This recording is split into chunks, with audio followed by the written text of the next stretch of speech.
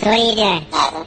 Nothing? Why not? I'm trying to get on this Lifestyle Radio website. Sounds like a cool website. Yeah, it's alright. Oh, wait, I might have it. You might have it. You're listening to Lifestyle Radio. The opinions expressed during this show are those of the individual participants and do not necessarily reflect the opinions of their associated organizations or Lifestyle Radio.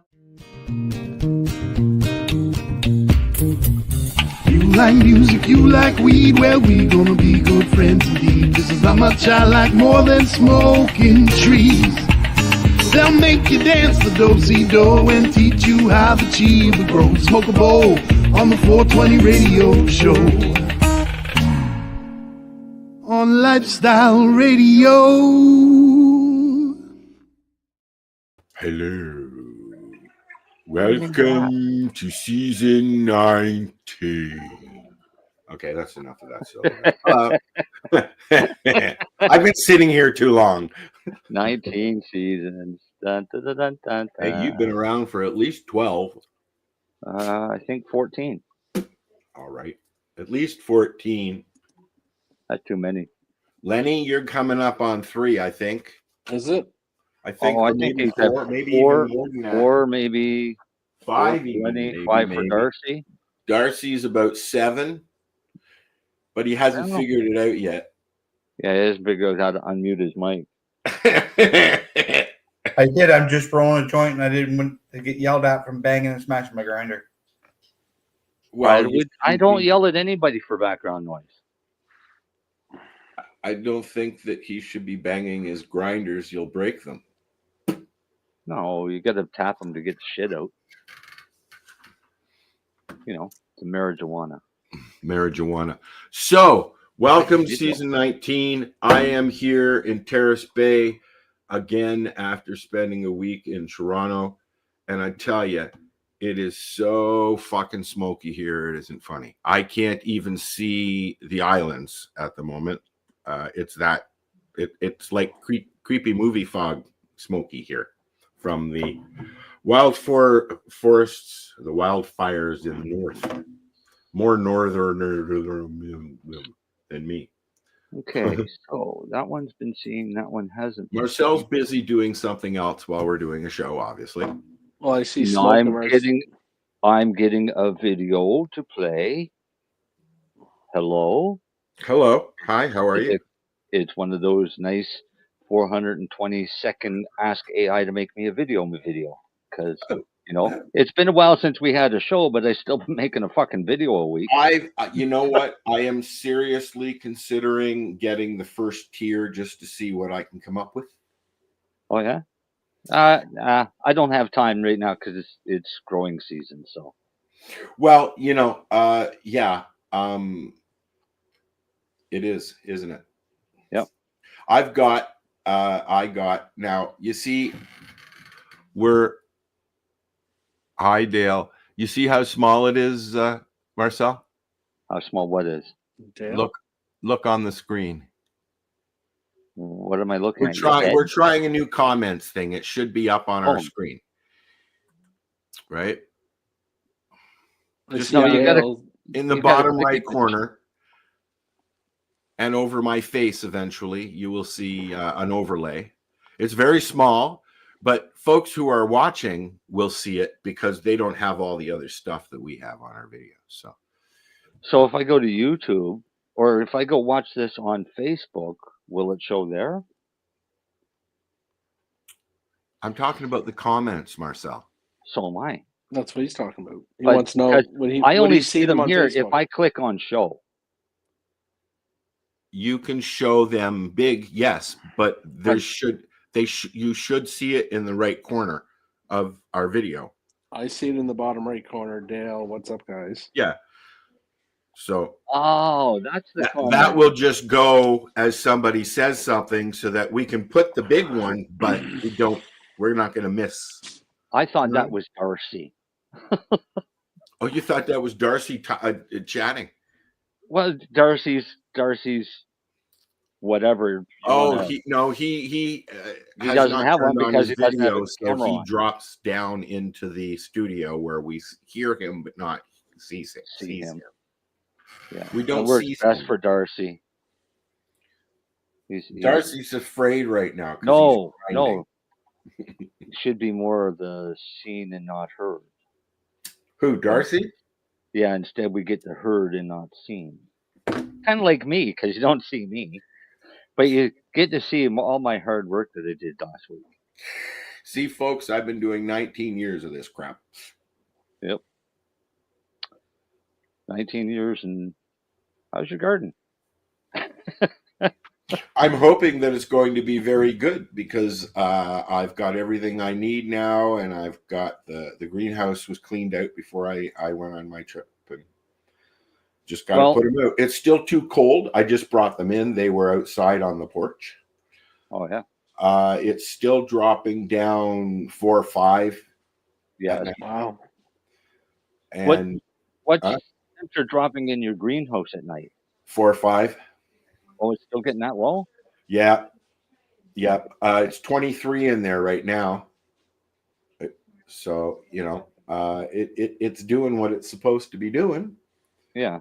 But it's just still, I figure maybe middle of the month, it'll be better to put them out. I ain't gonna, put out plants and then have them die. Yeah. Yeah. So we've got a lot of people that have shared our show tonight. Cool. Hi to the new folks. Hello, everybody. To the old folks. Yeah. What's up, Len? Oh, not a lot. He's got a cold. I got something. Like it's not strep throat. I tested myself this morning. I am. Hey, Lennie, you caught something when you were up at the Memorial Cup. Yeah, I thought maybe I got French COVID, but I guess I don't know. Well, I was afraid that I would get something in the city. I mean, I was in Toronto, I was in Hamilton, and I was at Al's, and so I went like zigzag all over the place. But I went to the hospital to see Emily, and I'm always concerned when I go to the hospital. I'd like to know where Dale's at, that he's having a cold, wet spring, because I sure as hell am. How far are you guys from each other? An hour. Oh, wow. I'm sorry. I wouldn't call it a wet spring. Cold, yes. Oh, like it's great. It's not the last couple of days. It hasn't been cold. Well, it's only been 2 or 3 days of warm. No, it's been 2 or 3 days of blistering hot. It's been cooler than it was when I left because of the fires. It's very hazy, so the sun's not getting through like it used to. Well, you see that nice black ground covering there? When you're standing in there in the afternoon, it's 40. You put black. I bought some new black stuff to put down as well. Is that garden? That's heavy duty garden shit. Okay. I just got the regular dollar store stuff. No, this is for greenhouse flooring. Well, that's what I'm doing. But I just got the cheap stuff, right? I got 2 rolls. So no, it's greenhouse flooring. It's not the woven stuff that water just pours through. Oh, it's okay. It's like a tarp. It is. It's basically a tarp with green lines on it, so you can lay out your pots with measurements and things like that. And the water will go through it, seep through it eventually. Eventually. Yeah. But the roots and anything won't go through it. So and as you can see, I went. Is that? Well, I bought enough. I bought 2 rolls of the cheap shit at the dollar store for $4 each. They used to be $1. Okay, yeah, this is a little pricier than that. I bought some 7 years ago from Home Depot, and you had to buy it by the foot, and I needed 60 feet or something like that, or 70 feet, and it was $1.09 a foot, and it cost me like $80. Yeah, but it's almost as expensive as a carpet. It's still there in the same spot, right? It still works. It's just that I moved the garden to that bigger one, so I needed new stuff. So I went on Bever. I went looking for it. I found a heavier grade. I'll wait till you finish dying. I'm sorry. I'll mute. God. No, what I ended up doing is finding a heavier grade product, 300 feet for $79 from Vever. So that's what I did was lay that down. What is it? How big? Like how big of a roll? How wide is it? Well, it's 6 feet wide. Okay. 6 feet wide, 300 feet long. I didn't even know my dog was behind me. Yeah. Well, so that's cool. So cut it in strips and then laid it all down, pinned it all down, and then laid a strip all the way around the perimeter. I see that. That's that keeps any weeds away from that fucking garden. Yeah. Because where it's growing where it is growing was my blackberries. Right? There was quite a bit of growing stuff going on in there when we weed whacked it last week. Yeah. So that took a couple days to lay that out, and then a couple days of not being able to walk. Having a relapse, were you? No, just being on your hands and knees and squatting down so much. Yeah, I get Got to the point where my legs didn't want to work anymore. Yeah, my legs don't work either. But now, you shut up and sit there. Like now a good boy. Pots have all been filled and they're all nice. recharged. So now I'm just setting up the irrigation system, and Monday the plants will go out. It's like I was telling you before. It's too cold still. Here, it's not cold here. That's why they're going out on Monday. Well, mine have been. I know out it wasn't cold. Wasn't cold in the city either. It was frickin' 95. I was like 32 on Sunday, I guess. Yeah, but see, I'm doing something different this year, and that's why I got to have the irrigation system, because I've been battling them goddamn stalk borers for years. The what? Stalk borers. What's that? It's a little worm that goes into. It comes from a little white moth. Oh, okay. Lays eggs in the crook of a branch, and the egg hatches, and a little worm goes in and goes up the plant. And you know what? I had that happen in Orangeville. It'll happen anywhere where there was old farmland.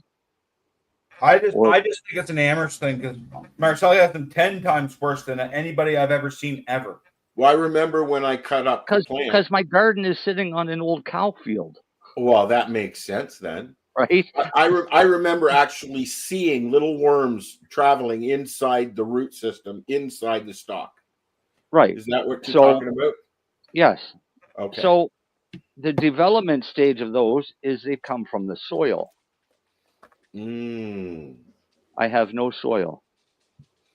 So why are they coming from the soil that you're using when you're using new soil?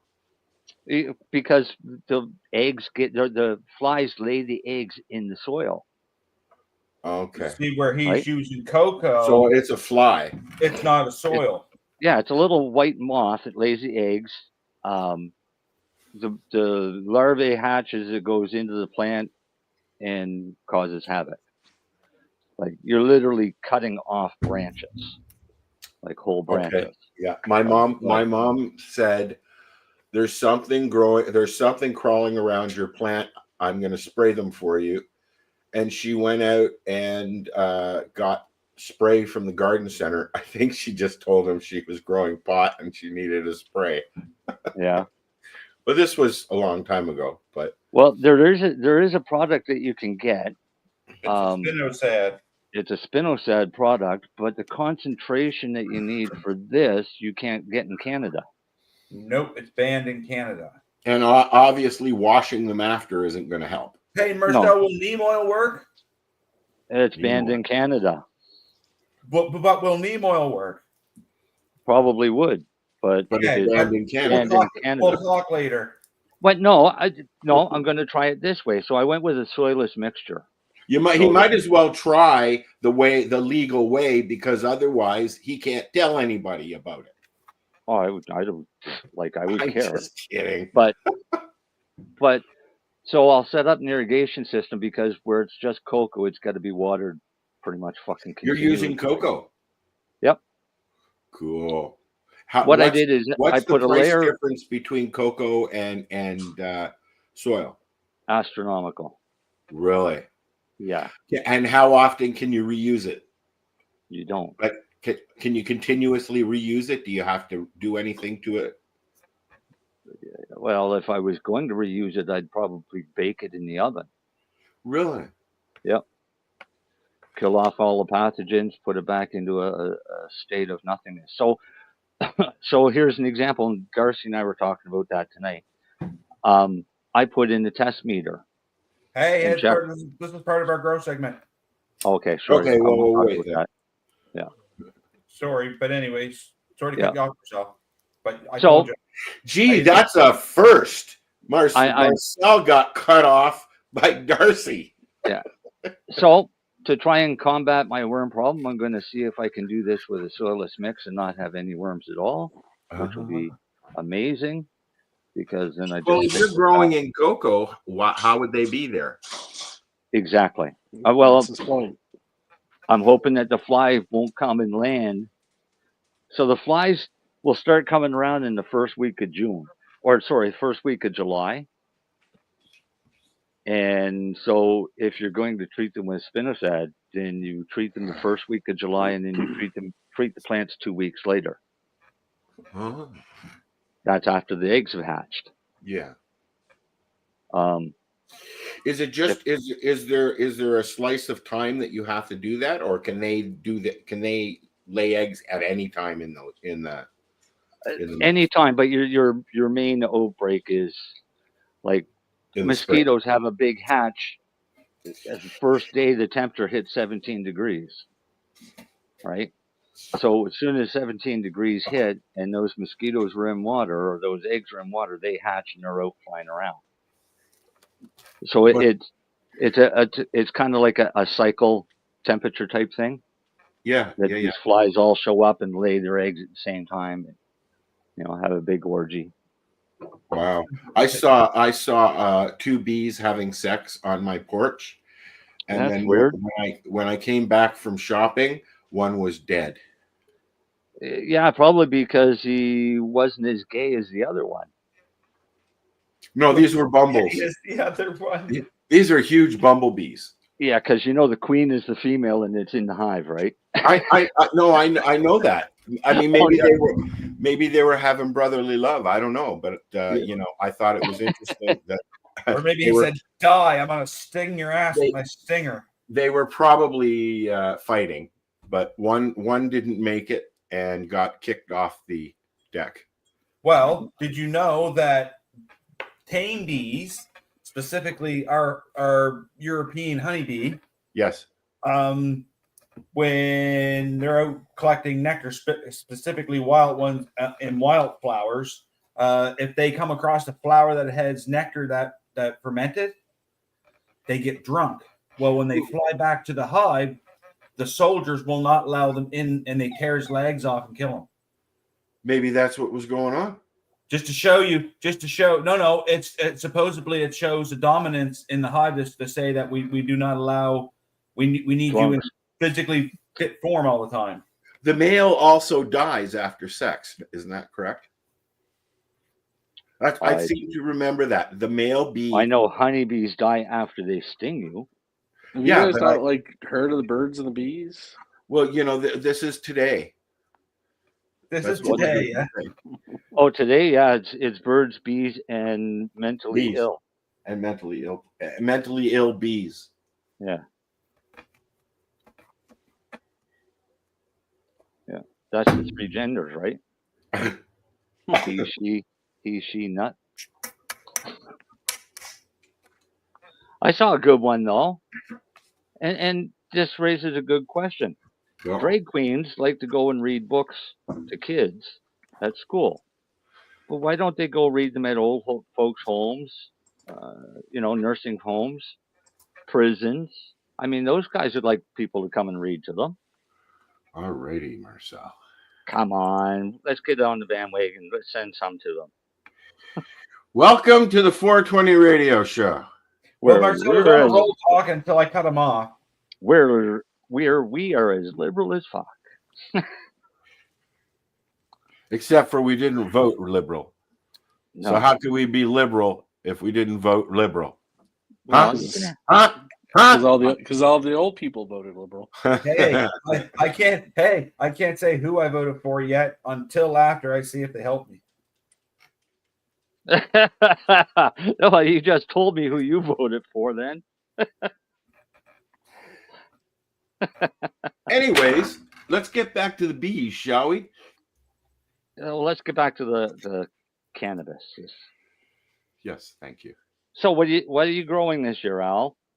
I have to look at the pots still because they are marked in dark ink and I can't read it. I can't read it. But the big one that I have that I'm really looking forward to is some peanut butter breath. Mm. Yeah. Have you tried it before? Have I what? Have you tried it before? Have I had peanut butter breath? Yeah. I have. I Yes. don't mean from the jar. I mean the actual strain. I don't eat peanut butter. From the jar. I've tried the strain, yes. Okay. Yeah. You like Why? it?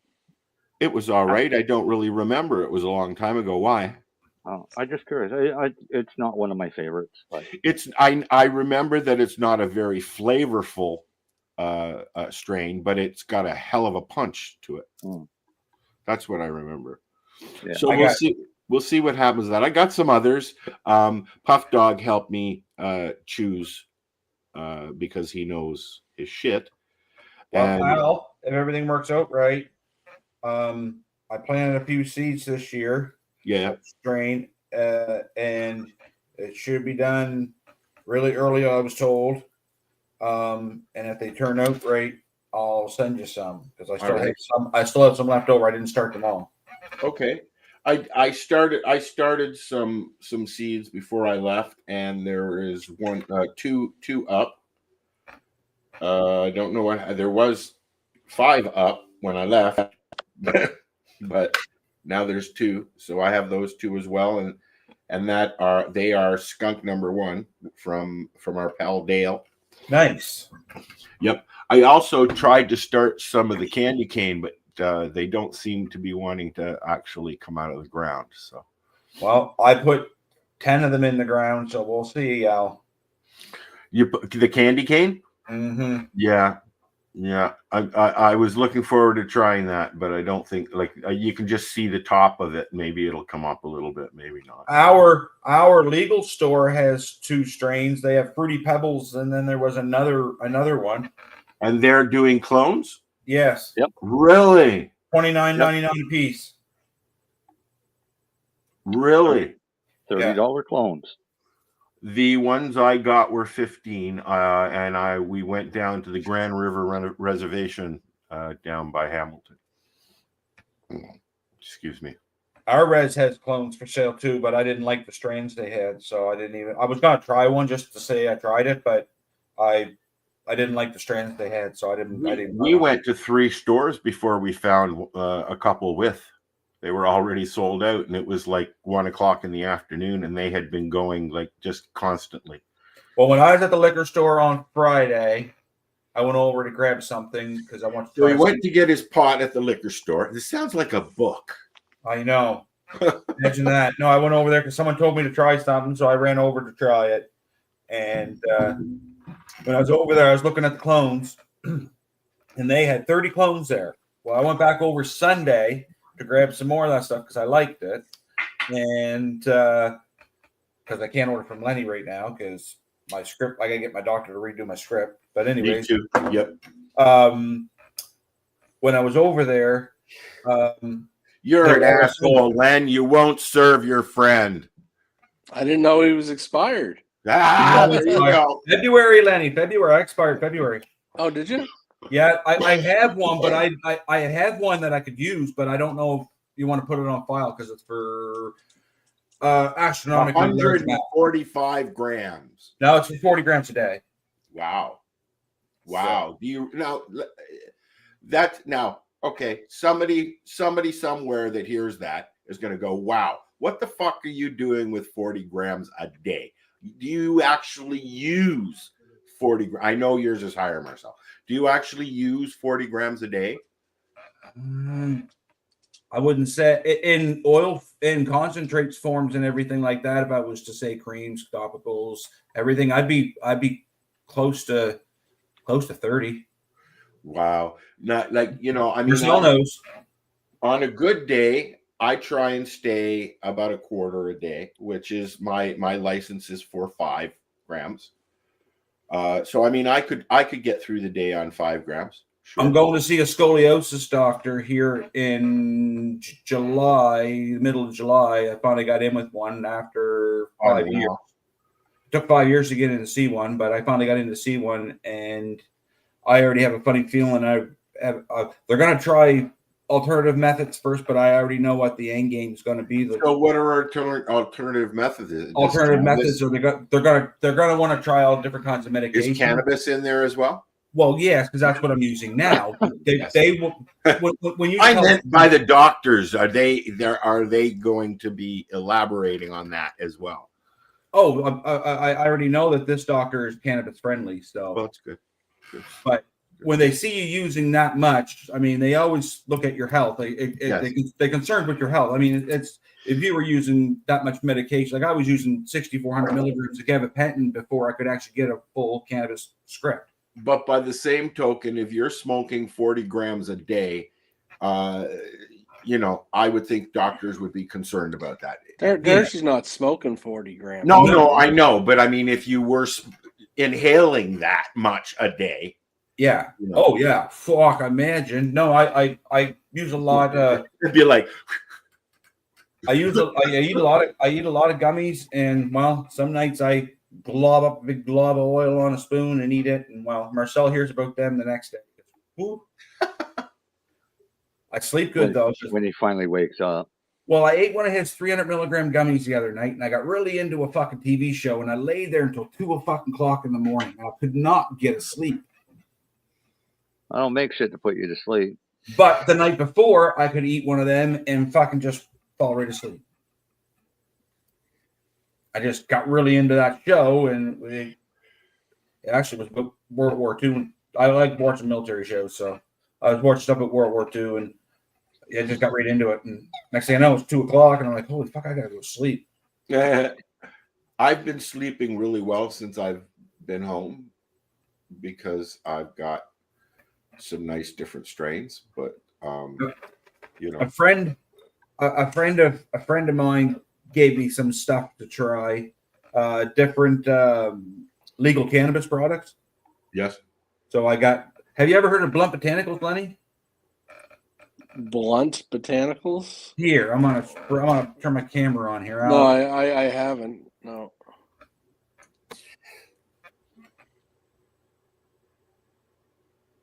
No, I haven't heard of them. And this is what it is. I gotta turn that light away this way. What is it? It's they call it Jointment to Go. It's like a fucking little rolly ball. Yeah, I sell something like that. It smells literally like fucking. It smells like Bengay. Bengay. Yeah, it's because it's got menthol in it. Yeah, it smells like Bengay. I hate that smell. And then I was given some of these things to try. What is it? Shred. Yeah, the Shred gummies. These are the Cloudberry Snoozers. They're 1-to-1 THC and CBN. Yeah, I have a better product than that one. And then he sent me these Belk. Have you ever heard of Balcony? But he can't order from you, Len. I know. No, I never heard of them either. Right?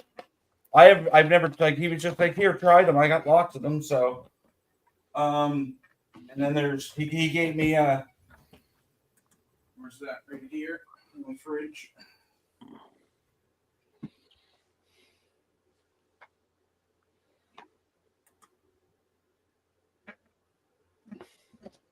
And then I got, have you ever heard of Live Relief, Lennie, infused? The creams? Yeah.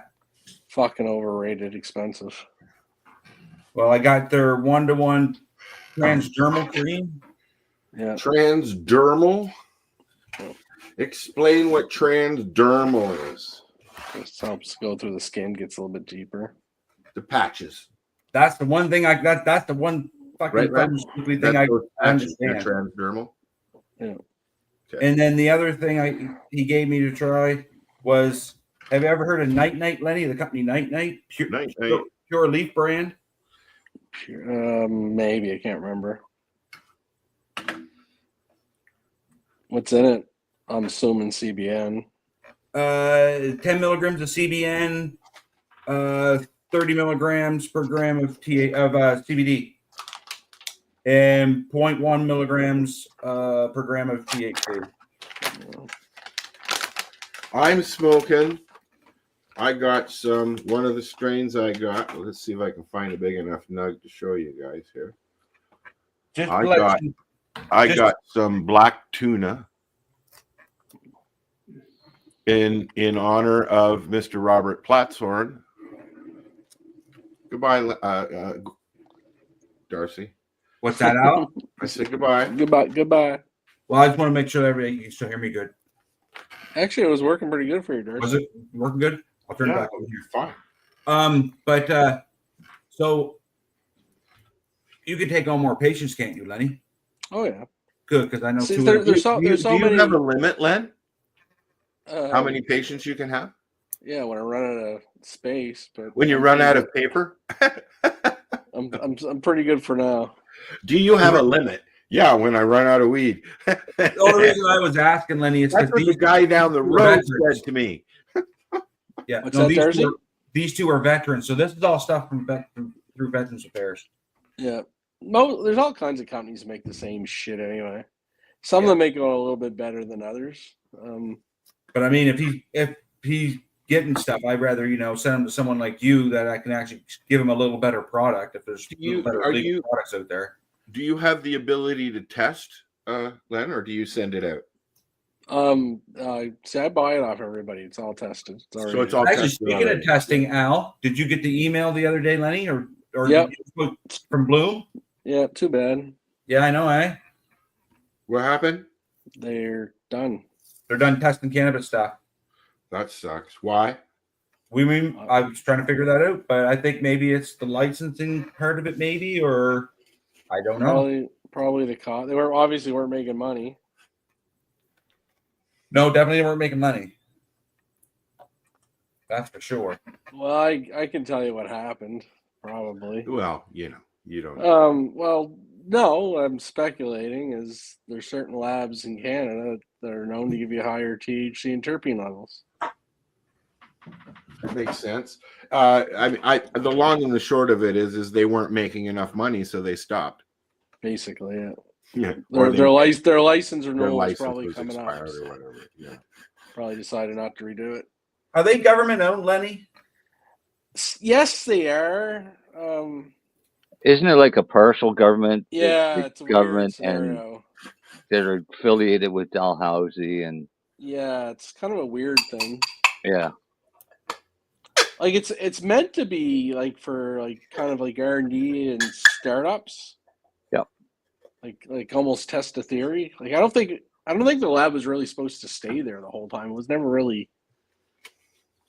No, well, they have the lab because they do testing of food products. Yeah. Right? Yeah. But Darcy, my barbecue sauce. If I wanted to, I could take my barbecue sauce to Perennia. Yeah. And Bloom. They can re-engineer my barbecue sauce into a powder. Oh, wow. What? Then I can package that powder and send it out worldwide. And all you'd have to do is add water or something to it. and you would would it have be considered a spice at that point? no. No. It would still be considered a barbecue sauce. It's same Just as a pasta concentrate. sauce. It's a concentrate. Yeah, pasta sauce the same way. So you can get packages of dry pasta sauce. Well, they do that. What do you think? What do you think they do with cheese for macaroni and cheese? Same thing. Yeah. Right. So that's just what this company does. That's their mainstay, is to do that kind of food R&D. So are they still in business, or are they just not in the cannabis? Just not in the cannabis business anymore. So it wasn't paying for their time, basically, probably. Yeah. Well, you can imagine how much the government would be soaking them for licensing. And then the added security, because you've got cannabis on the product, and that's so dangerous. And then record keeping and all the other stuff too. Yeah, and I just don't think they're doing enough volume, because, as I said, there's a bunch of labs in other parts of the countries that were getting very sexy numbers. And and it's a matter of results and what they're using for an algorithm when they're doing their testing. Well, to be honest, it should be the fucking. It should be the same. That everybody's got 30% fucking THC pot coming out of a dispensary. That's wonderful. Testing. I've got outdoor shit that'll knock you on your ass. Yeah, I had 25% last year. My purple satellite tested. Yeah, 4.25% terpene. So I'm happy with that. But yeah, actually, I think speaking of that, they weren't doing enough business. I think is all it was. The video I got for tonight is exactly that. So let's load it. It's loaded. It's ready to play. Load it. I'm going to. I will run a little thingy here, and then we'll be back with a video that Marcel has. Just hang on a second. Now you can add me. I'll add you as soon as we come back. Hey, Lenny. What's that? I'll start. Okay, you're going to play an ad first. You're watching the 420 Pace, found at 420pace.ca.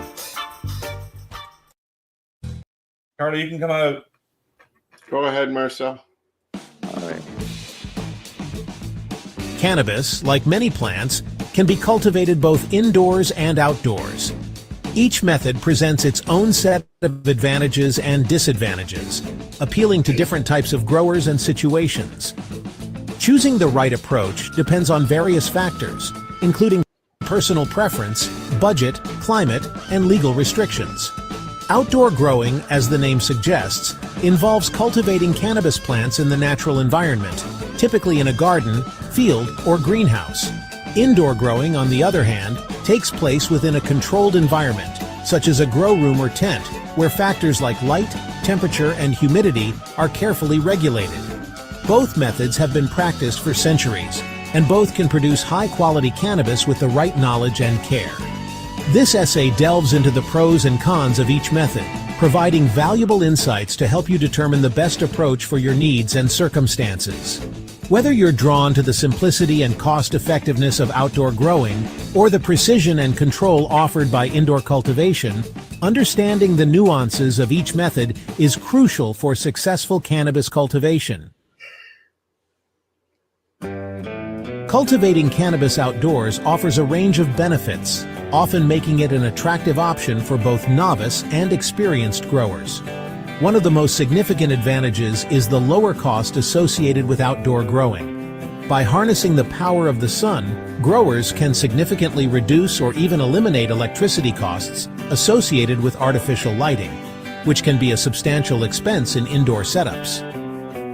Sunlight, being the most natural and efficient source of energy for plant growth, also contributes to healthier and more robust plants.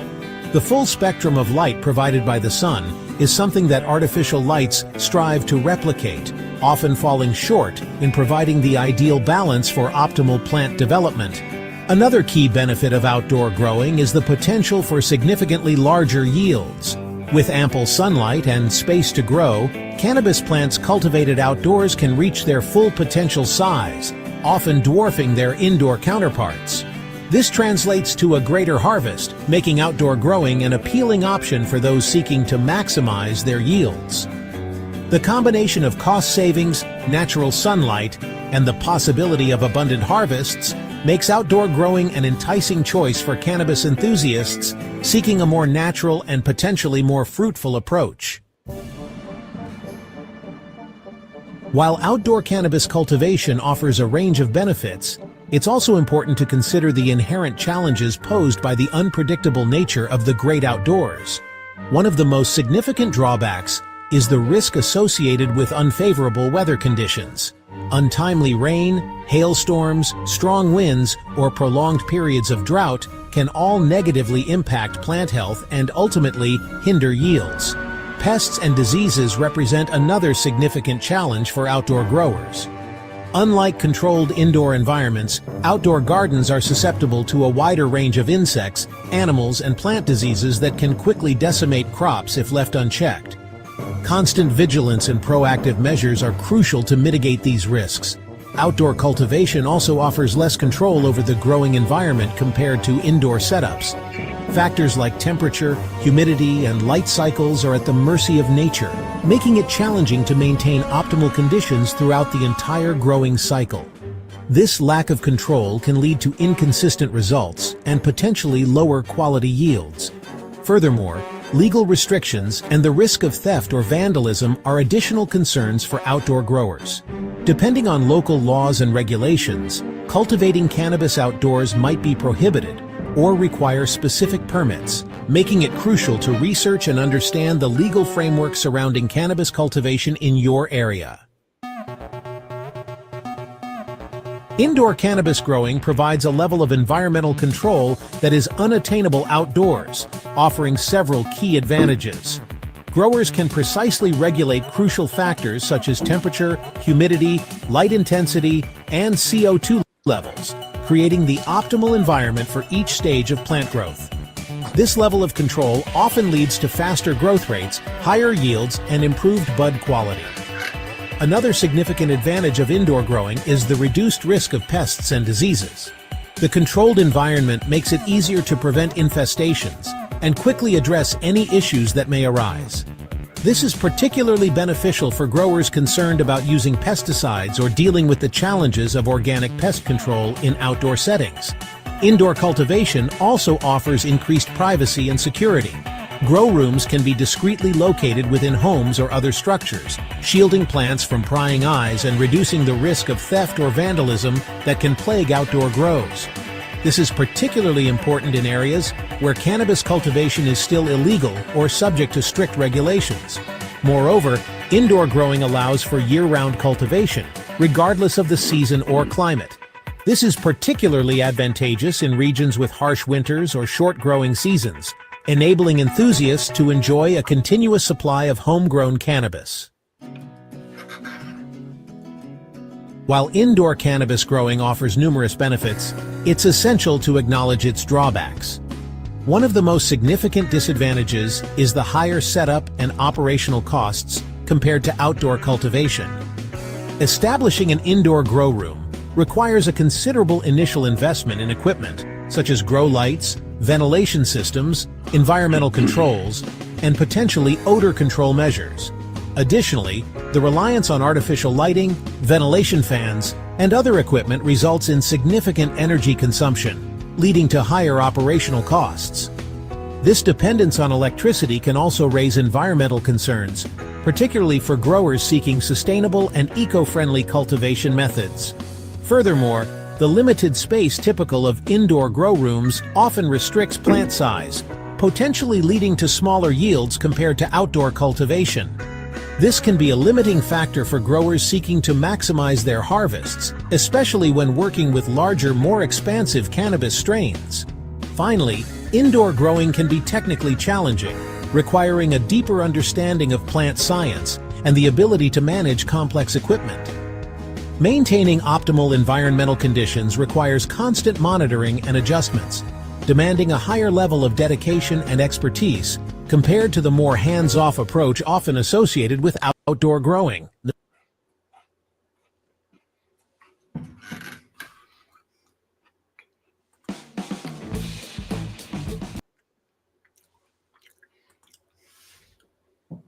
Very interesting. A lot of it makes sense, and it's just a matter of making sense. Yeah. So I'm going to basically take some indoor techniques and put them outdoors now. Well, isn't that what I'm doing with my auto pots? Pretty much. Yeah. Yeah. You're just doing it on a grander scale. Yeah, a larger scale. With 2, 4, 6, 8, 10, 12, 14, 16, 18. 19. 19. Oh, yes, I see the other one there. There's some aren't in the picture. So there's 10 200 liter, 5 100 liter, and 4 50 liter. Bucket? Yep. Like those are the size of the pots. I'm gonna put something in my 25 liter and see how big I can get it to go.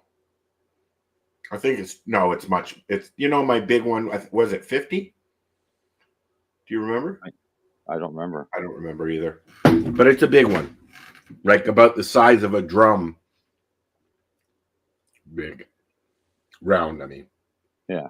I'm not making any sense today. Oh, that's why it took me over. Well, what did I have? I had 40 of those. I used 30, and 20 is 50, and 6 is 50. Math by stoners. I got a cartridge full of grape ape. So with black earth, which is at the base of every pot, just to retain moisture because of what I'm using, and add and add a little more beneficial bacteria. Yep, a layer of sorghum peat. So there's 3 layers, and then a layer of cocoa core that, although it says it doesn't need it, also had perlite put into it. Oh, really? And an inoculator. Well, no, I put in the perlite and I put in the inoculator. No, I mean with cocoa. This is a double wash cocoa, so there's no dust or anything. So actually, hang on and I'll look it up. It's a really good quality cocoa. It comes from Vietnam. What does a bale of that cost? That's what I'm going to look up the price. Bags are $17 a bag if you buy it by the pallet. And how many pots will you be able to fill with one bag, kind of thing?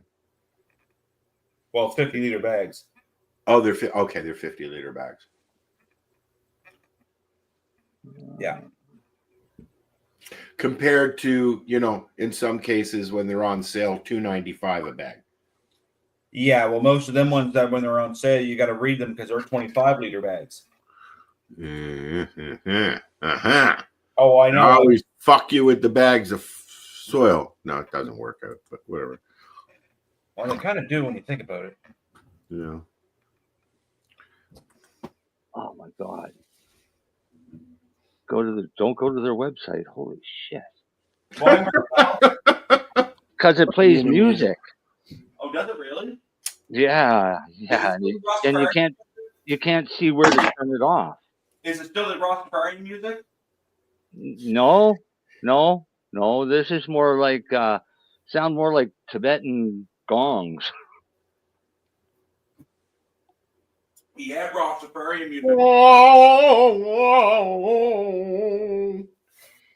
That kind of music?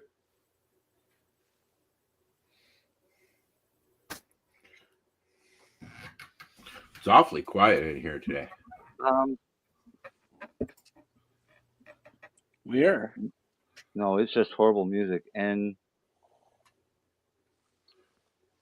they're not even showing that product anymore. No, because now all they have is those flat bags that you got to add water to and expand. Yeah, it's a lot cheaper for them to ship.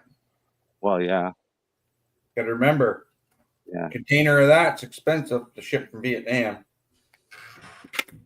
Yeah. Oh. And you'd be paying tariffs on that, I would think. I don't know if you would. Well, that's the weird thing. It would be going through the States at some point. It probably lands in the States. Yeah, but the company that sells it is called California Substrates.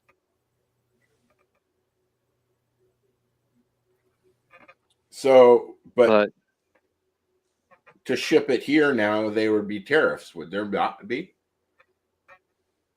Yeah, it probably would be now. Well, Canada's tariffs again? Huh? Yeah.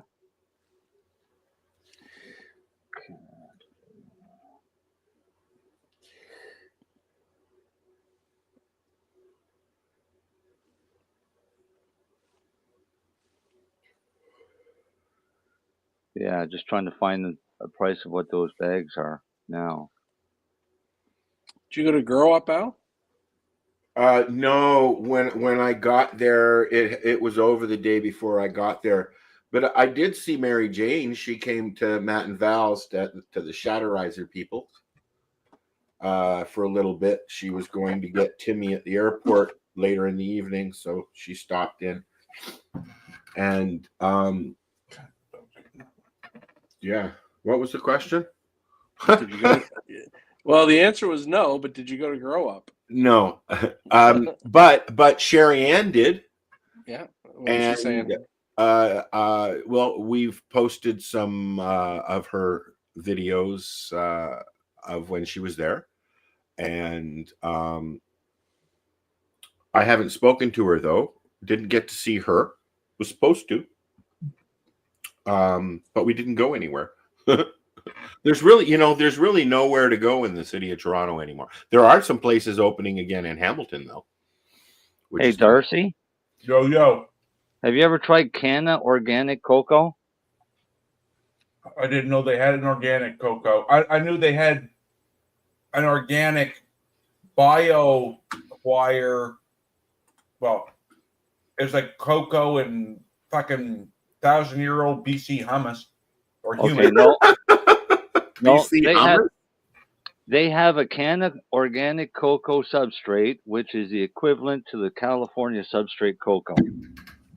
Wow. At $52.99 a bag for 50 liters. Holy fuck. So, if you think about it, they would probably be looking at $50 a bag for that California substrate if you could even get it anymore. Yeah, I know. I really like it. Beautiful shit. It's not dusty at all. No, that's why I like it. Yeah. But it's double washed. So, and because it's been double washed, there's no dust, and that's why they say you don't need perlite. I'm just not taking the chance. I need roots. I use perlite in mine too.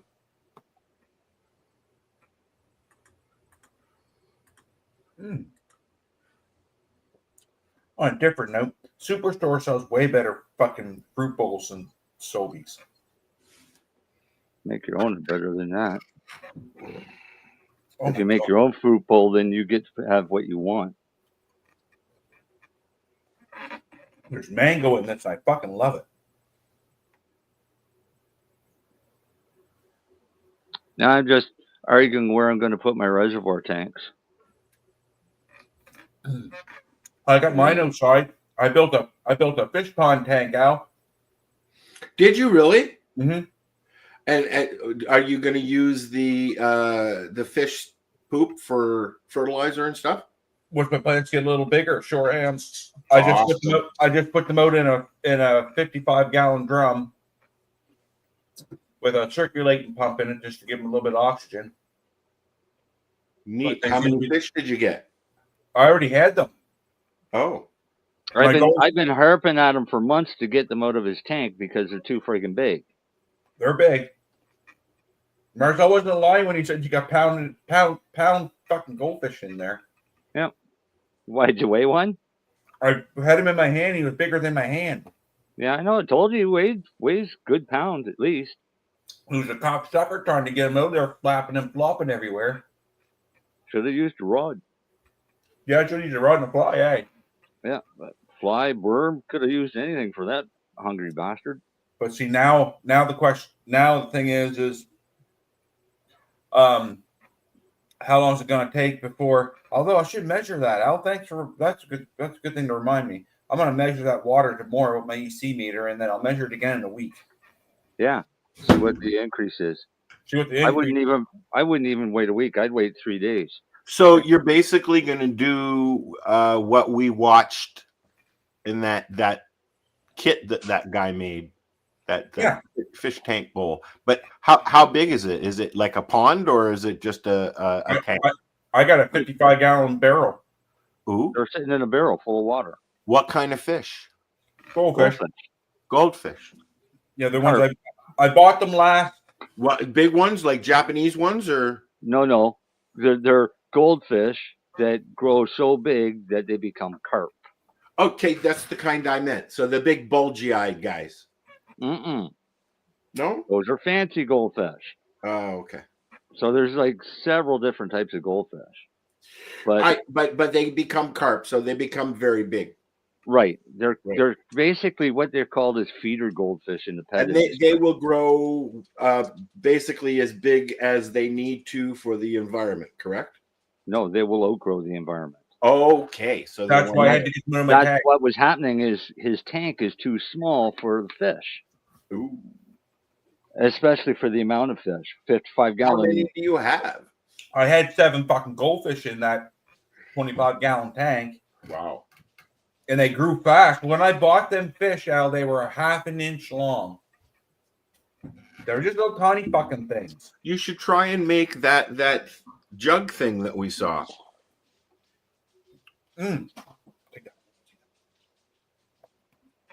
Yeah, I will.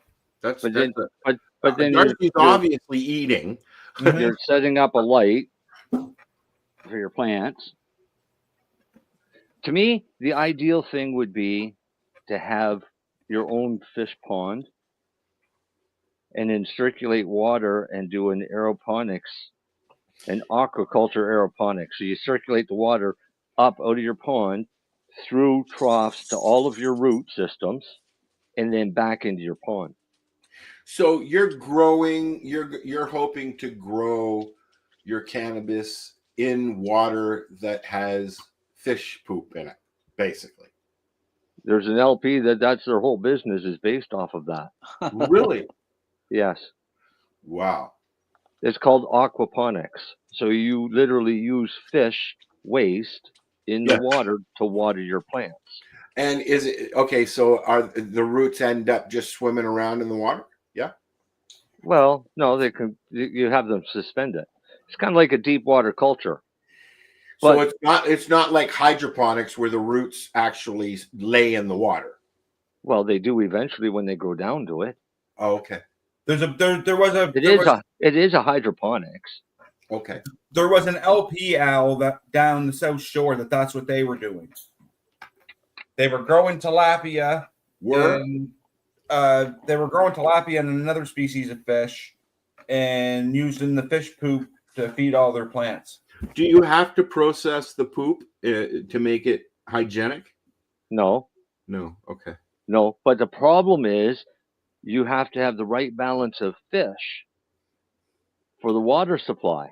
I get it. Or you end up with too much nutrients. Too many, like my fish tank.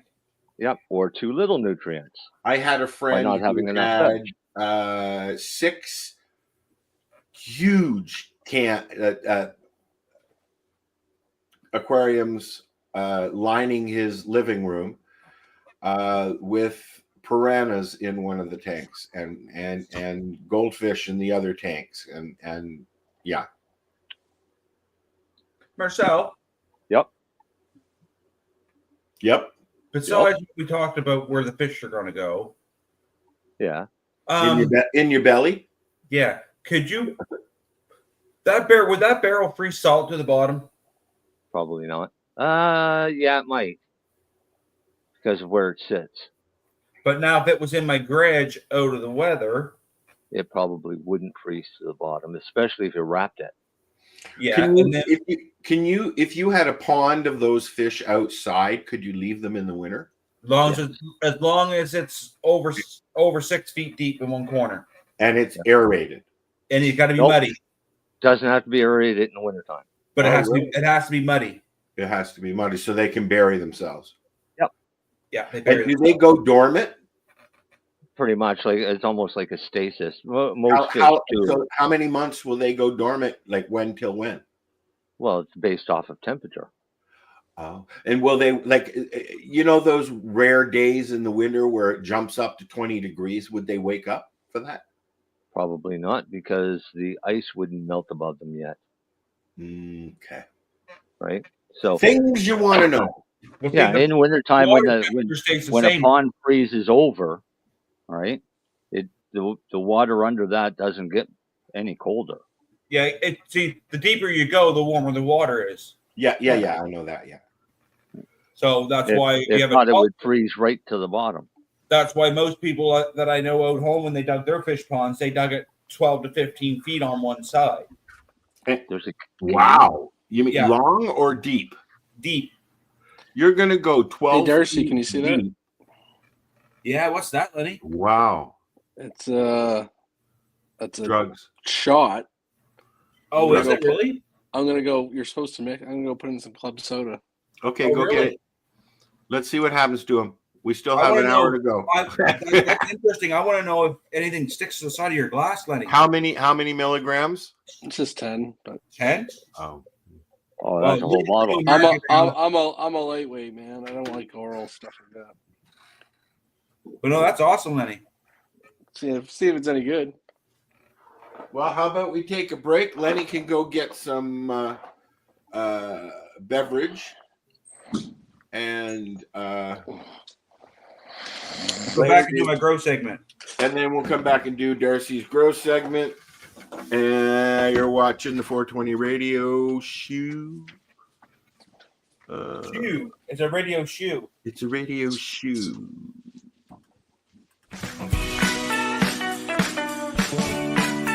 Hi, I'm Timmy. And I'm Mary Jane.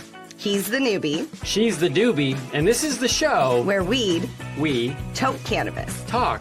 From both sides. Is that even possible?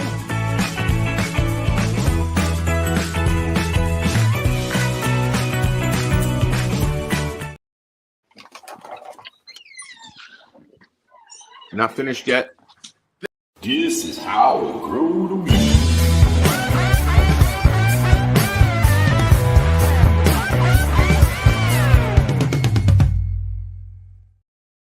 Just a side note here, Darcy. Yes, sir. Do you remember those things that MJ had, and they call them gel caps? Yeah. Well, she gave them to me. That's all I want to say. That's all I wanted to say. They're that good, are they? You know what? I had one this morning. I'm having another one, and it woke me up and it got me going. And yeah, it's not bad. I don't really like the taste of it, but you can taste the oil in it.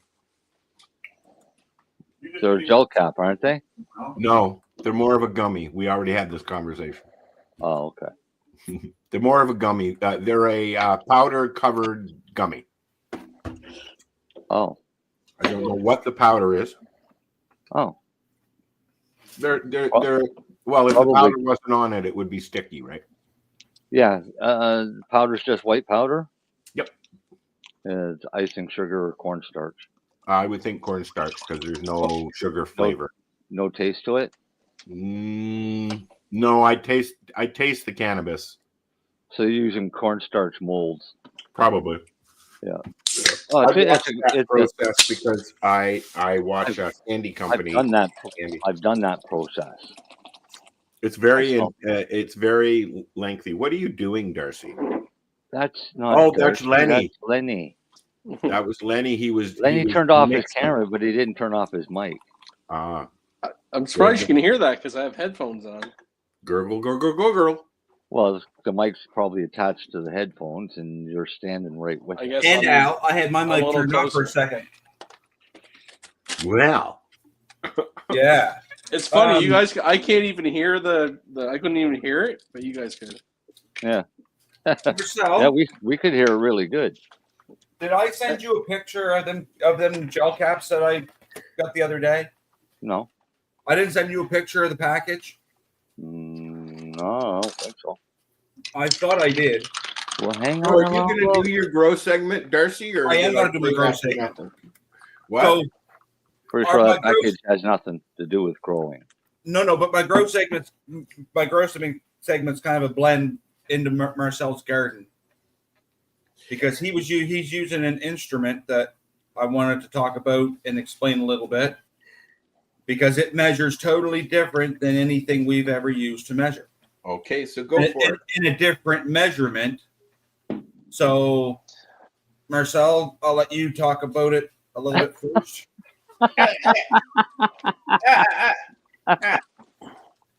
Oh, shit. Now I got to go get it. Now I got to go get it.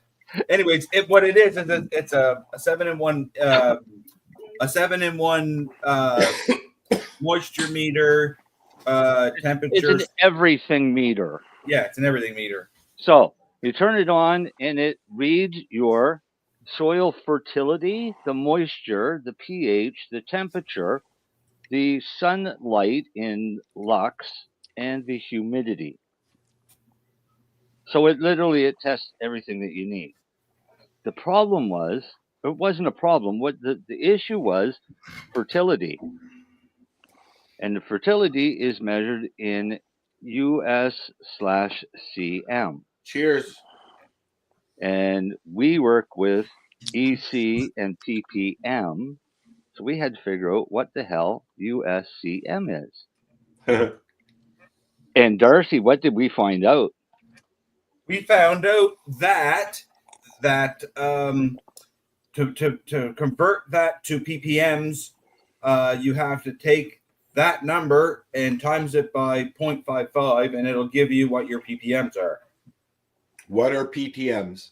Parts per million of the nutrients in or dissolved solids, because it's not always nutrients. Your dissolved solids in your mixture, water can almost be in, or whatever. Yeah.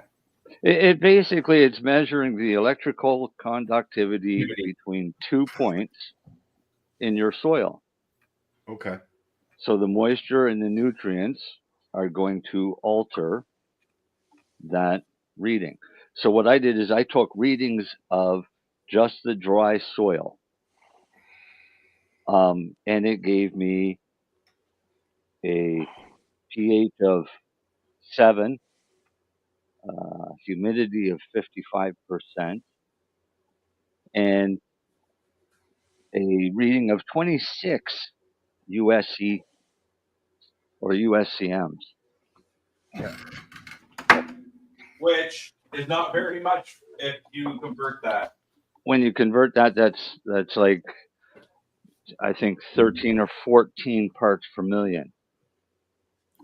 Which is so really I have no idea. How's your drink, Len? It's actually not bad for just a straight up. It's berry mixer is what it's called. Cool. What that means, Al, is 26 parts per million. That's basically a sterile environment. Okay. There's nothing in it. Your tap water has probably around 200 parts per million. Most tap water has 200 parts per million. I know Truro tap water has 200 parts per million. Right?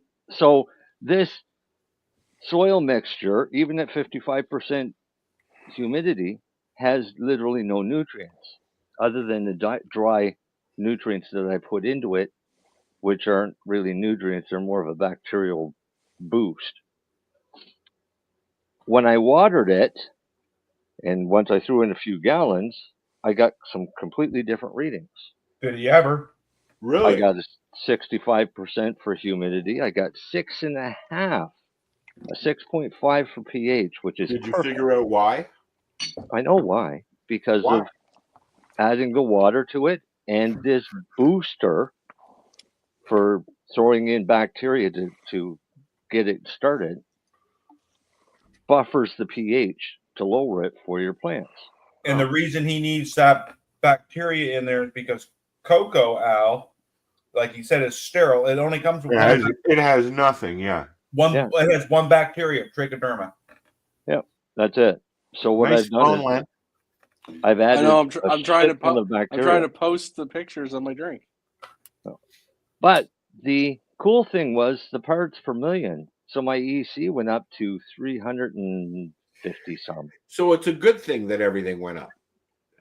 That's what I wanted. I wanted to make sure it was going up so that I know there's something in that pot. Do you get a better plant from the plastic pot or from the felt pot? I normally put. It's hard to tell because I put different strains in different pots, right? Okay. So the big cloth pots will get the bigger producers. Those ones are going to be the purple satellites. But in theory, the whole theory of them fabric pots out are they air prune your roots so that make more of a root ball in there, which means more of a root ball means a bigger plant. Well, you would think that the circulation would be better, yeah. Right, but the bad thing. Well, what happens is the roots come out and they get to that fabric. They go through the fabric and die off. But yes, the bad thing about them is they the one con I found with them right now. I'm sure there's more, but the one thing I found with them is they dry out really quick. The cloth does. Yes. Yes. Well, that makes sense because there'd be more air going through them, right? Yeah, and that's why Marcel's going to hook up his irrigation so his will not dry out. So you're going to put hoses on top of all that. I'm sure as we go, Marcel will be showing us the process. Every Friday, I'll take a new picture. Okay. So what's next? The plants? So next Friday, you'll see all of the irrigation lines running up to those plants. And you'll see all of my plants in there. You're not doing any scribing? What's it called? Scrogging. Thank you, scrogging. I'm growing trees. Okay. But he was offered some scrognet that he might. I might just throw some scrognet over them just as they start to flower, just to keep them separated. And that would be a good idea. And because the purple satellites grow such big buds, it'll also give them structure out. Yeah. Give a little more support for those branches to sustain the weight of the buds. Dirty Christ, last year, Dale wasn't lying to me when he told me those things will get big buds. I have some here too. My top was the size of a 2-liter pop bottle, and it was my plant was 7 feet tall, and it was fucking near hanging on the ground. It bent right over like a bow. Well, I'm gonna take a couple of my bigger pots over to Dean, and he's already cracking some of those. So I picked up. So I started a couple. Should I? I guess I should give him the biggest pots I have for that, eh? Yes. Okay. Yes. All right. So a friend of mine that owns a grow shop up in New Brunswick did a test a couple of years back with pots outdoors, all the same clones off the same mother, and he tried 10 gallon, 20 gallon. I think the biggest one I've got is a 25. It's either a 25 or a 30. I can't remember. He went up to 100 gallons. Mm-hmm. And what he found was 100-gallon pot was way overkill. 80 was way overkill just by looking at the root mass. But the ideal range was around 40 gallons. Okay. So that's something that would grow really well, just in the ground. It would go to its max if you just put it in the ground, wouldn't it? Yeah. Well, yeah. It can. It depends on how your soil is in that, right? Yeah, what you have for soil. Yeah, right? but if you made a hole filled it with good soil and made a mix and then put it in that, it would go to its max. It would go to the max of whatever you have for potting soil, and then it could go further depending on the condition of the natural soil. It's very, very rocky, like pebbly and sandy here because I'm on a hill, on a mountain hill. It might work. It might work good. It'd be good irrigation, anyways. Yeah. Did you say gooder? What? Did I hear gooder? Gooder. Not from me. Not my vocabulary. Darcy. That's my mother's favorite word, gooder and awesomer. Yeah. Awesomer and gooder. That's okay. I call knives kniffs. Yeah, but if you're going to do that, you've got to dig a hole about 3 feet across and a foot and a half deep. No, you don't have to go 4 feet. 3 feet? About a foot and a half, 2 feet. Okay. And then fill that with whatever your mixture you're using for your grow. All right. Now, but if you're using a soilless mixture like cocoa, then you got to feed it 2 to 3 times per day. I'm not using cocoa. I'm using whatever I have. Yeah. Then use a good soil with perlite in it. Well, it'll have perlite and it'll be mixed and blah, blah, blah, blah, blah. So okay. So that's good to know. Right. Yeah. I mean, you can make your own soil and it's easy to do, but it's what I'm doing is I'm going to open this bale up and then I'm going to dump all of the old shit on top of it and stir it. What's the bale though? It was what they had at the res store. Okay, and it's not perlite. I mean, it's not Pro Mix, but it has perlite in it. Is a sunshine mix, Al? Yeah, I think so. Yeah. Is it a black bag? No, it's like a light brown. Ooh. It's not that 420 stuff, is it, Al? No. I used that last year, and that's the old stuff. Is the 420? Okay. Yeah. So it'll be that. Isn't that just peat? What, the 420 stuff? Yeah. No, it's a blend. It's a blend. It's got everything in it. But it also has chopped up stems and root in it. Okay, right? So it's a compost mix. Yeah, I guess so. Yeah. Superstore had it last year, and they only sold a couple bags and never brought it back this year. Well, yeah, they brought in a skid load and it sold, but it didn't sell as fast as they did, so they didn't bring any more. Yeah, no, same as my. But he said he could order it for me if I wanted to use it. I mean, I'm hoping that this is the year that I can actually see what's going on as opposed to the last 2 years, right? So very embarrassing. I wouldn't say it's embarrassing, Al. My first couple of years were not the best. First 2 years, my mom ripped my fucking plants out. I had no issues at the farm whatsoever, as you know. Other than at the end, I got a little it got a little moist, so I brought everything in a little bit early. Your climate where you're at now is a lot different too. So correct compared to the farm, so you would notice a big challenge there. Well, I've already noticed the challenge. That's right? for sure. You might come to the realization where, you know what, I can't really grow any regular strands outside here unless they're autoflower. So, you know what, I may have to fucking get an LED light, a good LED light, and grow indoors. I have. Oh, you do, Al? I have an app. I have a lamp. I have your high sodium system with nice 630 flower and a 630 veg bulb that came with the tent, and I don't want to use that because I have 1,000-watt LED as well. Okay, so I'm going to use the 1,000-watt for mums, and then after I get this out of the ground in the fall, then I'll just take those mums and start them downstairs for the winter. So they're already going, right? Yeah. Holy. At least that's the plan. I hope I have a busy winter inside because last year I just sat here. Yeah, well, I got for strands this year out there now. I got a blueberry. Picked up a blueberry clone from a friend of mine.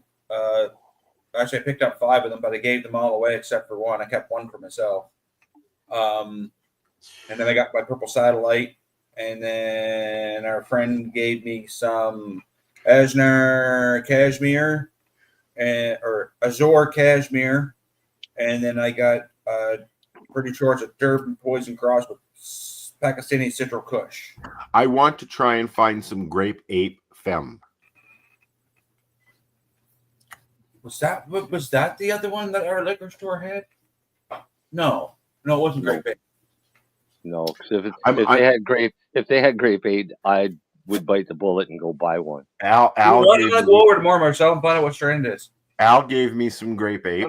Then I'm gonna squish some on the weekend. Just I know that I don't know if they tell you online. I know they tell you what seeds they have, but I don't think they tell you what clones. I'm gonna find out. Like I said, Al gave me some grape ape, some that he'd grown. But so you can also, because you're right in Ontario, Al. Because you're right in Ontario. Yeah. Because you're right in Ontario, you can get there's 3 or 4 companies right there in Toronto that will ship you mail order clones. Well, let's talk about that next week because that is an interesting subject. As you know, people who've been listening every week or every time we do a show know that we've been searching for LPs that are doing clones, and this year is the year that we're finding some. So it took a bit. There's a lot that we were looking at shipping containers last year and how to ship and these little things, little with little lights in them. They're about the size of a pop bottle. Your plants at the liquor store are in pots, little brown 4-inch pots, but they hold the amount of soil that it would be in a solo cup. But they're not set up for mail order though. No, and they're not on the website. I told you. Are you doing clones at Optimus, Glenn? No, it's too complex. I'm not getting into that. Yeah.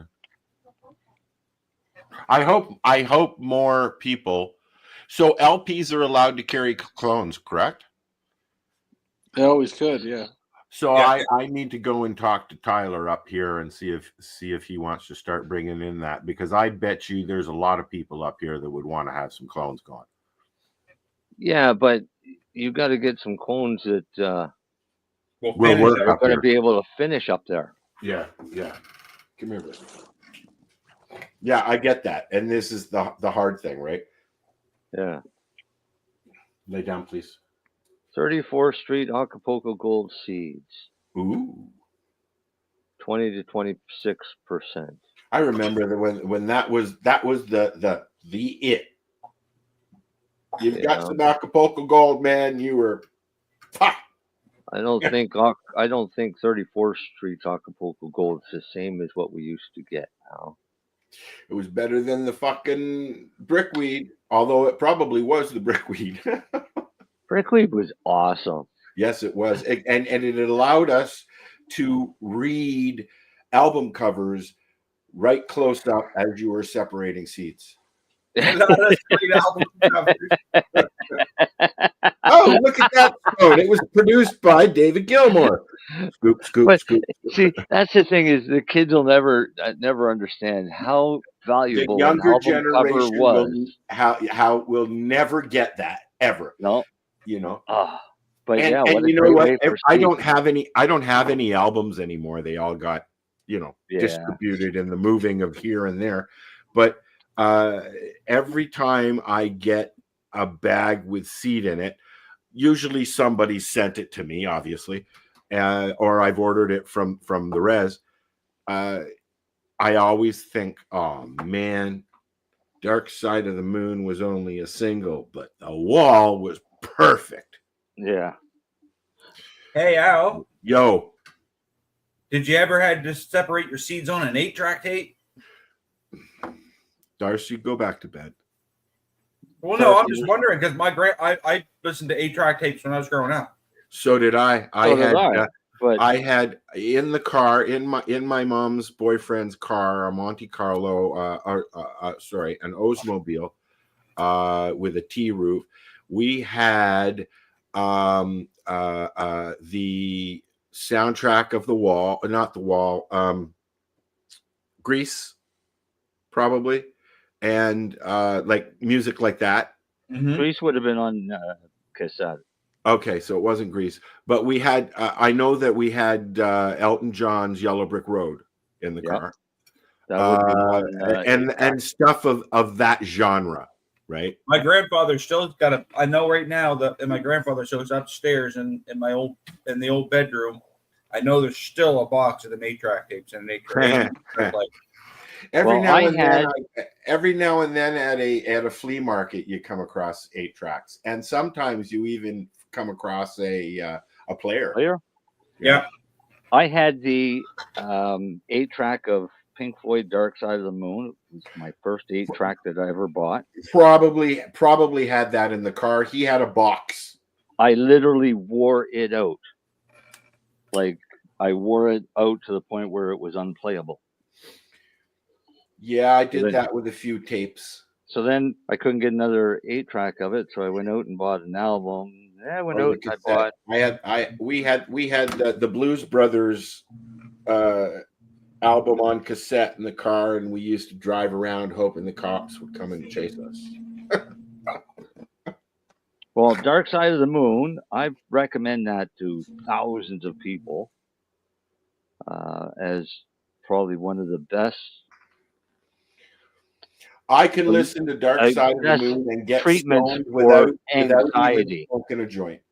Right, but for treating anxiety, there's no better soundtrack. There's a couple of songs there that will, if you're not ready for it, will startle you, and that the beginning of the idea is you start the entire album from start to finish. Yes, of course. Well, that's how we used to do it back then. Right. So when money comes along and time comes along and all the alarms go off, it's not a big shock. Well, sometimes I forget, and then you hear the ringing, and you're like, oh. Yeah. Well, when the cash register started, money, it's almost like I've listened to the album once or 5,000 million times. I listen to that at least once a week, at least. Yeah, it's the one that if it comes on, I won't change the channel. My go-to albums: Wildflower, Pink Floyd, Dark Side of the Moon, Tom Petty and the Heartbreaker, and I would say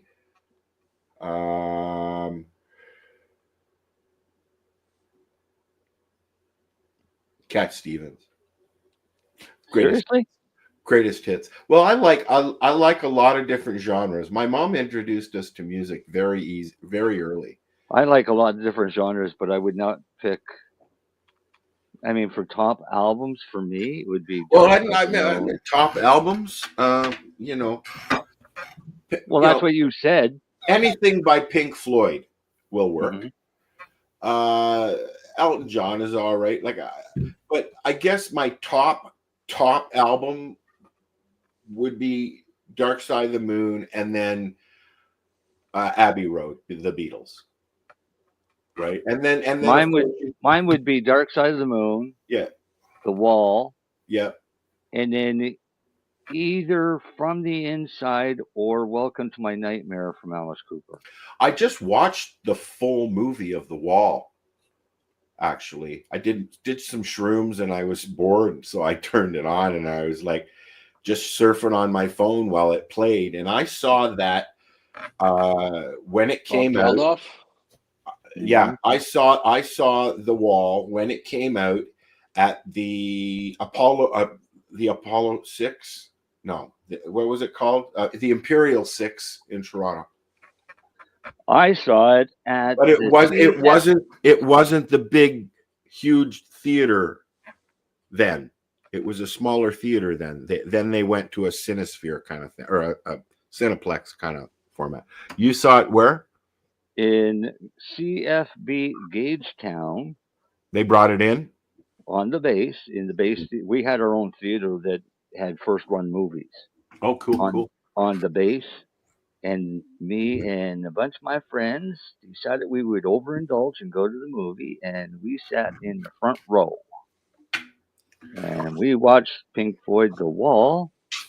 We were completely changed for the rest of our lives because it was such an amazing movie. And I have a copy that I watch about once a month. I think that the music changed for me when I went to the Planetarium laser show for Laser Floyd.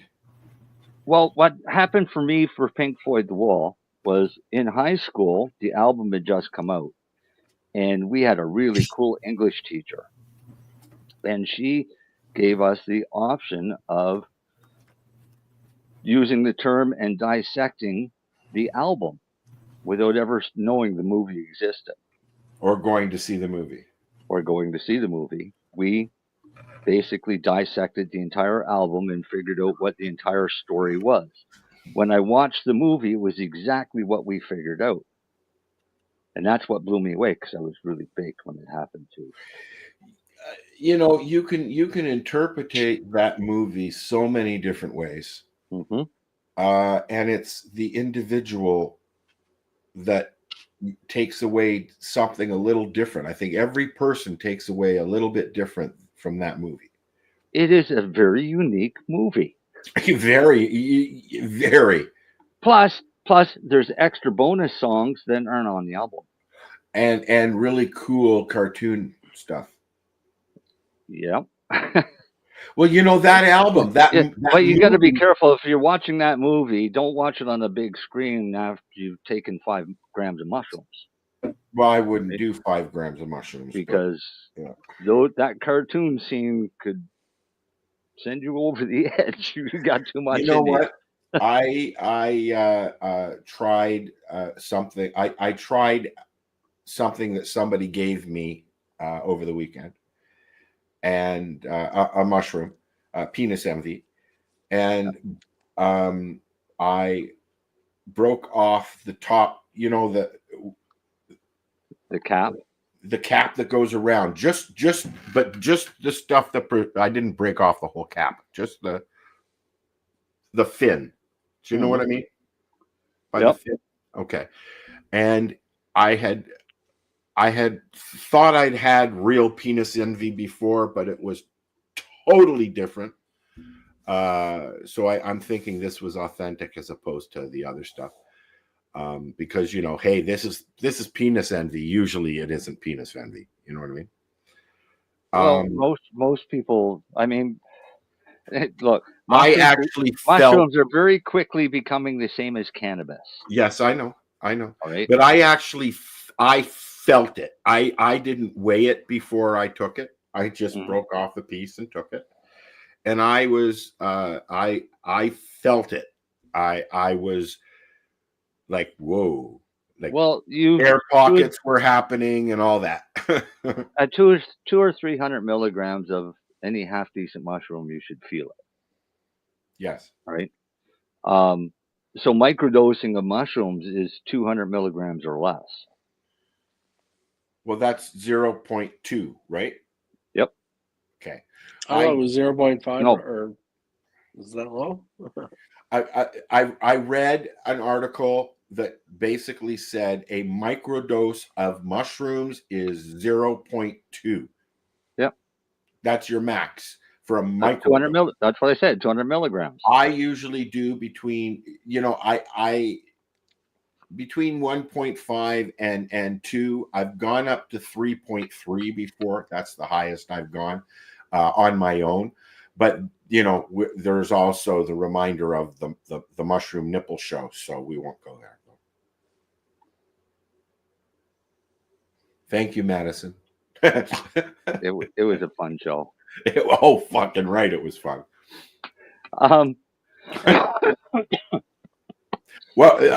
What we're talking about is a show I did at the lounge with a couple of the naked news girls on mushrooms.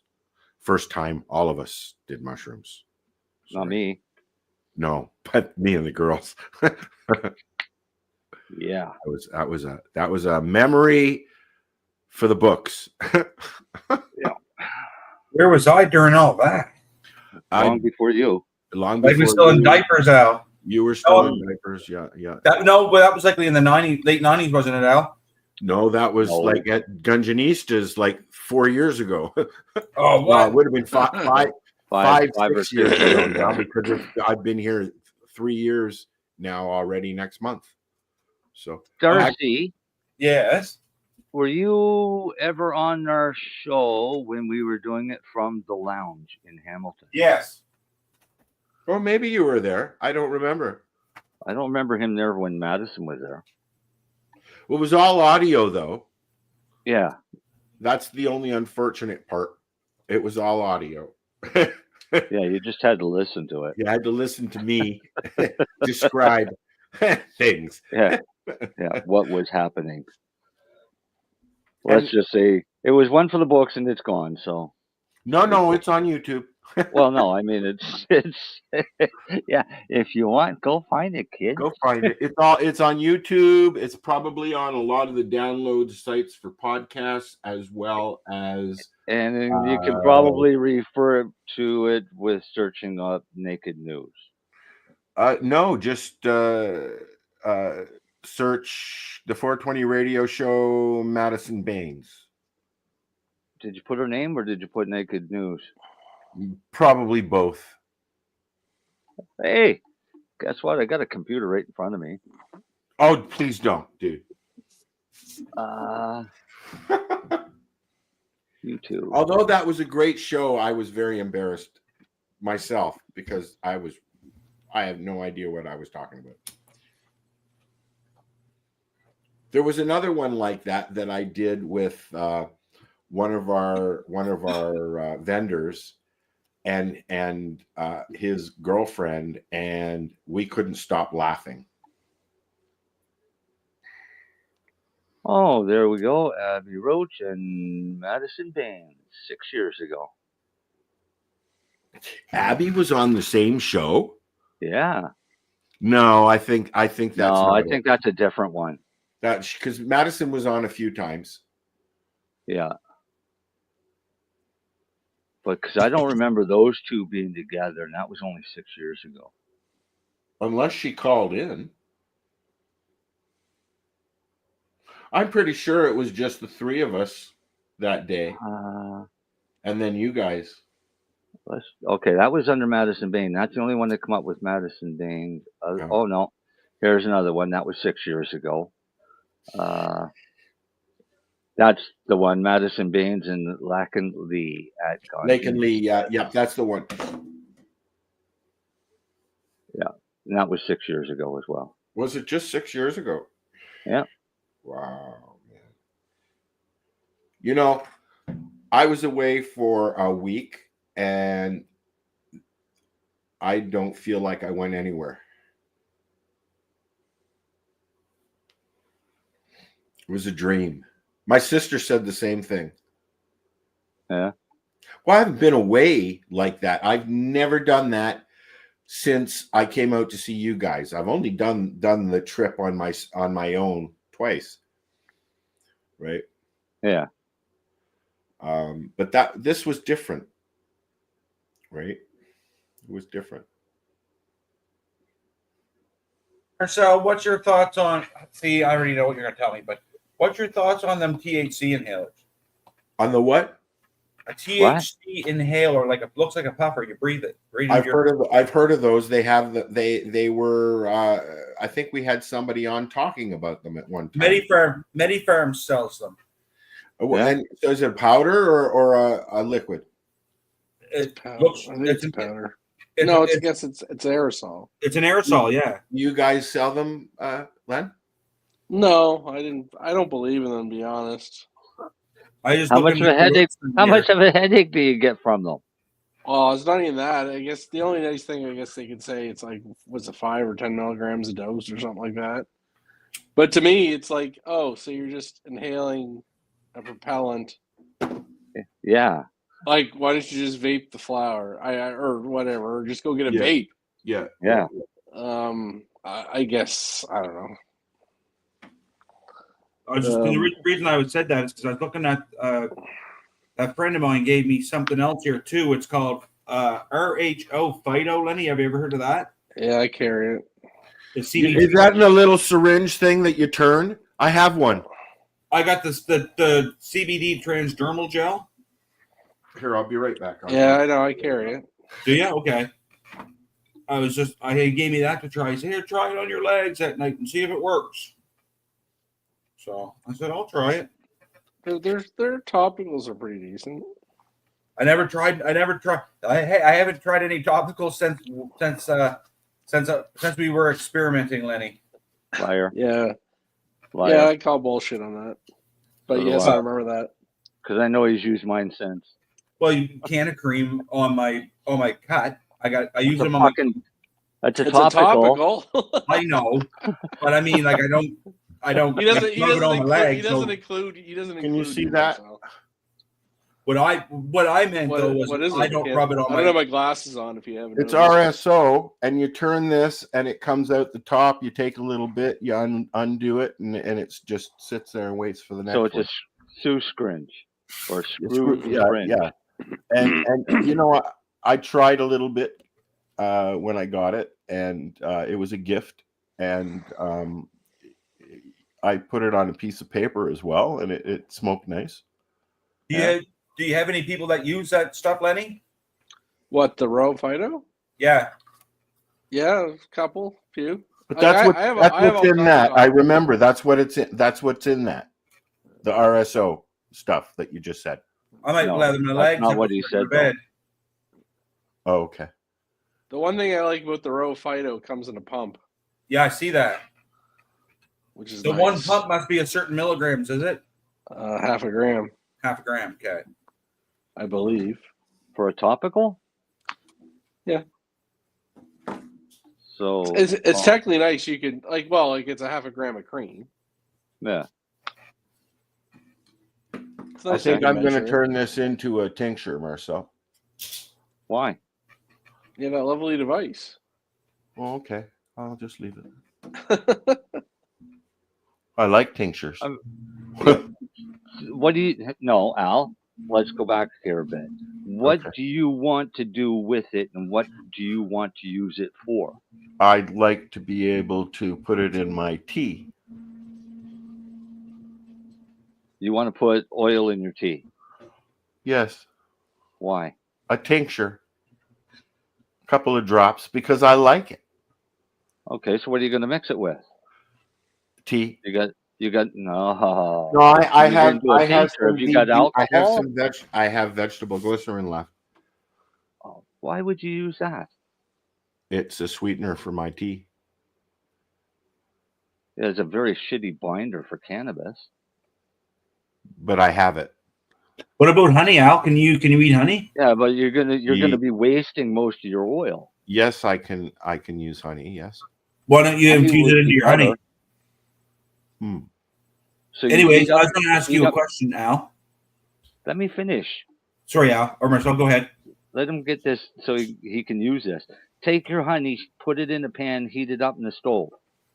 Put your oil into it, mix it completely. And I mean mix the shit out of it, and then let it sit and cool. Okay. And then you can add your honey to your drink. Your dosage, that's on you to figure out. Yeah, that'll be a fun ride. Yeah. Now, if you were, how long would 30 grams of oil last you, Al? About 15 minutes. I like to put oil on slickers.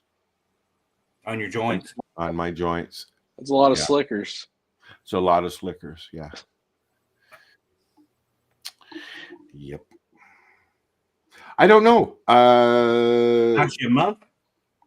Maybe. An ounce of oil, smoking it would probably last him, if he was doing it right and not wasting it. I smoke probably about 6 months. Maybe, yeah. Like that jar, the jar of cherry oil I had,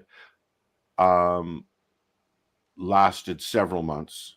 How many grams was in it? I don't know. It was like I don't know how many grams there was.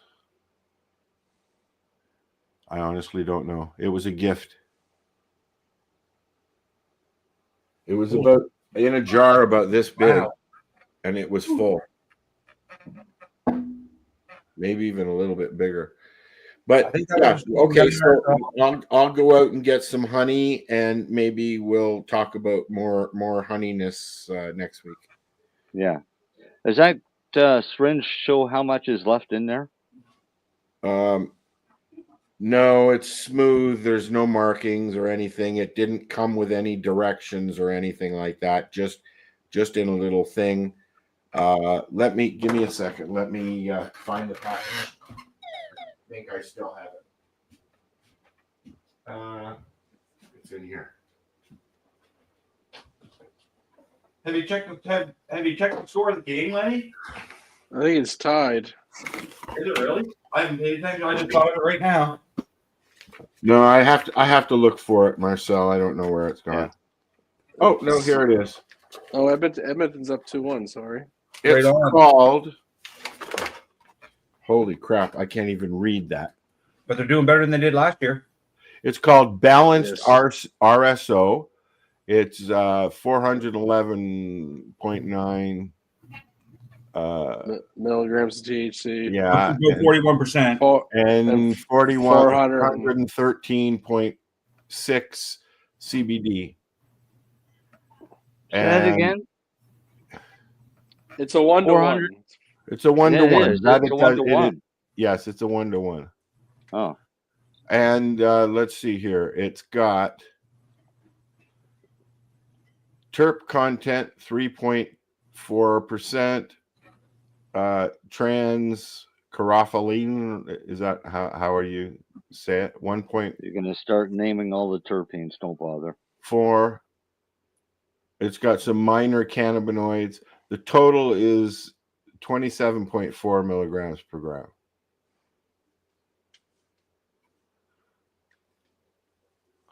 So it doesn't say how much it is, like how many grams or milligrams or anything of it there is. Well, very likely it was a 1 gram syringe. Probably, so. Yes. It looks about what you would get in from the wherever which gives you 411 milligrams of THC. Okay.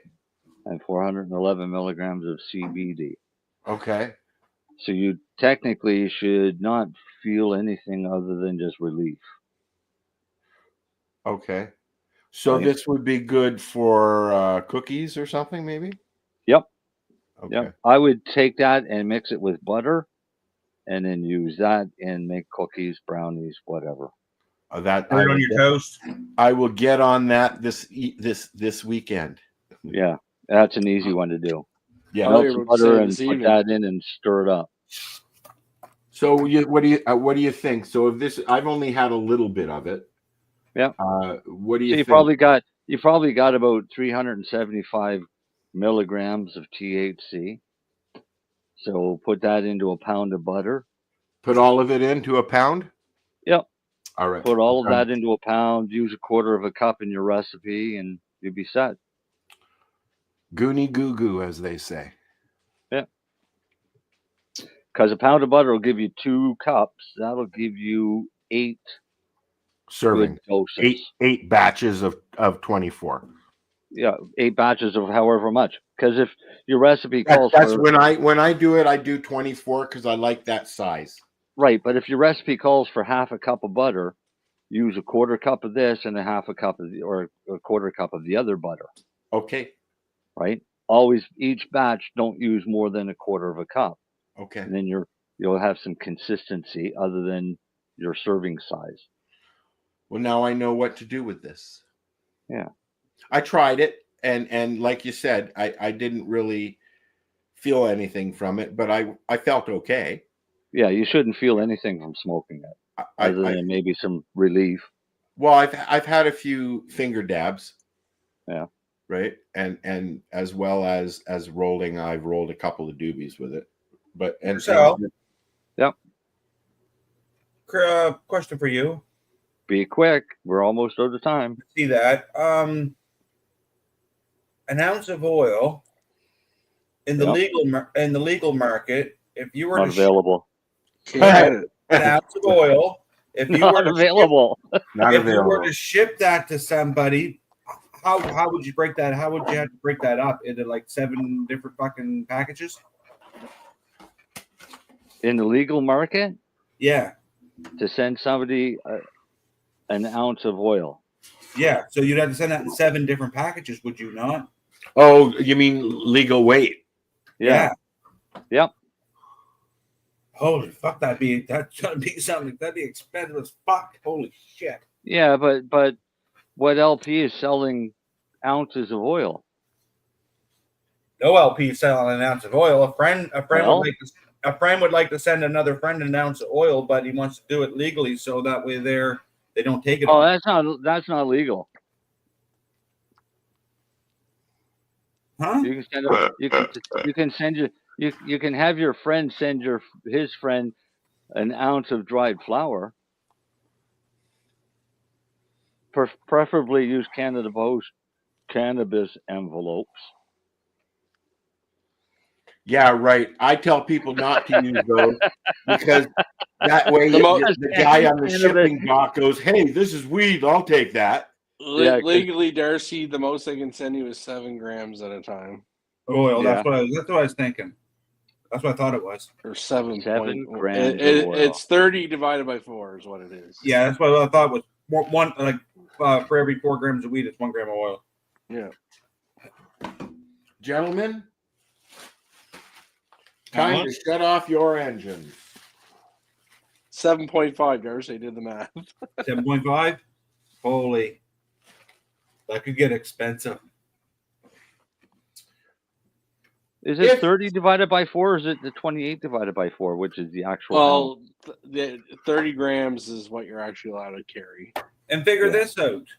Why does it cost me more money to send you a package, Al, than it does to send my buddy a package in fucking Vancouver?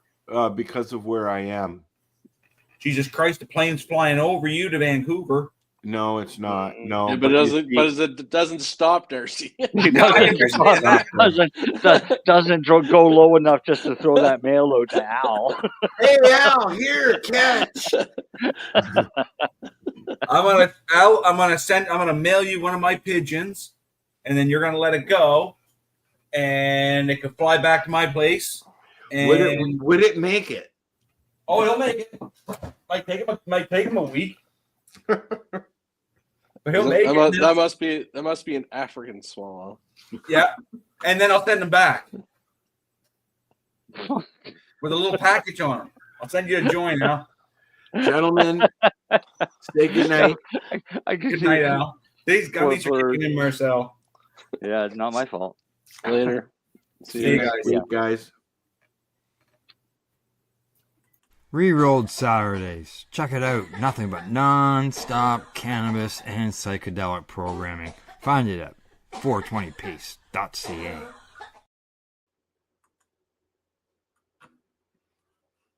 And they gone.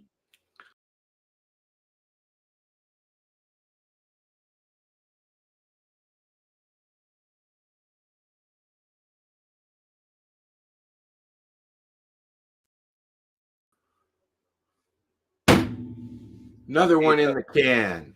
Peace out, dude. I'm out of here. Later. Have a good one.